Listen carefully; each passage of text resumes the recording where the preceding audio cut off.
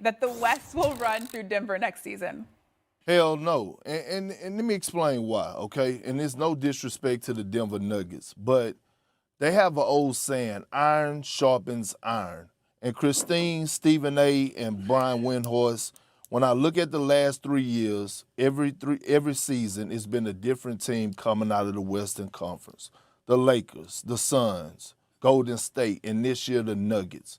And when you think about what's going on is that teams are sitting back watching and teams are getting better in the offseason. Now, I know they had this new rule, and I'll let Wendy break that down when it comes to the hard cap and guys being able to move around, things to that nature. But the thing is that general managers are doing a better job in the offseason reconstructing rosters and adding pieces that they need to go and compete for a title. And you ready for this? This is a hot take for you, and I mean this. In the next 15 to 20 years, I strongly believe that we will never see another dynasty and we will never see another repeat the way that the league is going. Over the last 5 years, we have had a different champion every single season.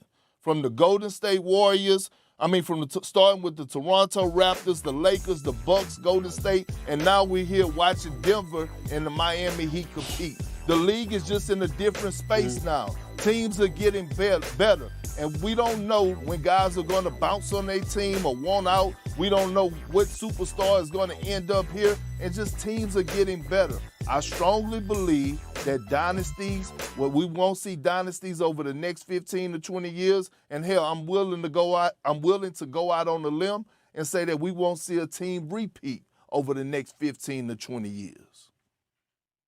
Well, I think you're wrong about that. I think that a repeat would happen. I don't think a dynasty will. So I agree with you on that part. I think that the modifications that have taken place, particularly with the latest collective bargaining agreement, will sort of get in the way of dynasties being able to be potentially developed. And the talent is just too surreal, too big time for that to continue. But I do believe that there are chances for a team to repeat. I think that if Denver wins this year, it's entirely plausible that Denver can win it next year as well. I definitely think that you'll have a team that'll be around that could potentially repeat. But that doesn't make a dynasty. I think the dynasty comes from when you're talking about three-peats or you're talking about a team that wins 4 championships in 6 or 7 years over that course of period. I think something like that is far-fetched. So I agree with you there. But I don't think that it's beyond the realm of comprehension that a team can repeat no matter who they are, particularly when you have a talent that is focused on it. And let me go where I wanted to go with this. You guys know this, Wendy, with all the years you've been covering the NBA, Perk, with you being a champion yourself and playing in the NBA before you got into this industry. Mindset matters. When we talk about the Miami Heat, what's one of the things we rave about? Heat culture. Mm-hmm. If you have a system in place, you have personnel in place, you have a culture in place that everybody adapts to, what are some of the things that we're lamenting? We can talk about injuries. That's one component. Let's talk about this component. Guys that are stars in this league but don't want to accept the responsibility that comes with stardom. You do have that as a problem from time to time. As we sit here and we wonder and lament the state of affairs going on with Ja Morant, who looks at Ja Morant and does not see a superstar? We see a superstar.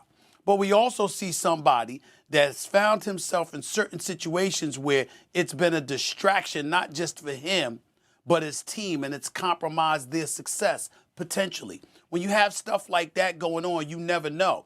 But when you look at Golden State, what's one of the biggest reasons we marvel at Steph Curry? Yeah, he's the greatest shooter that we've ever seen. Yeah, his movement without the basketball is lethal and all of this other stuff. But he's the face of a franchise because of his basketball character and his character as a man and the level of dedication and focus he's willing to go to his craft. You talk to Raymond Ritter and other folks, they'll talk to you about how, who would think that we ever see something like this, guys? And Wendy, you know I'm telling the truth here. Who thinks we'll ever see something like this here in the year 2023? You need a player for something with the media or whatever the case may be. And they're literally going like this. I got to check with Steph Curry first. Make sure he's good with it. They didn't say Steve Kerr. They didn't say Bob Myers. They didn't say Joe Lacob. They said Steph Curry.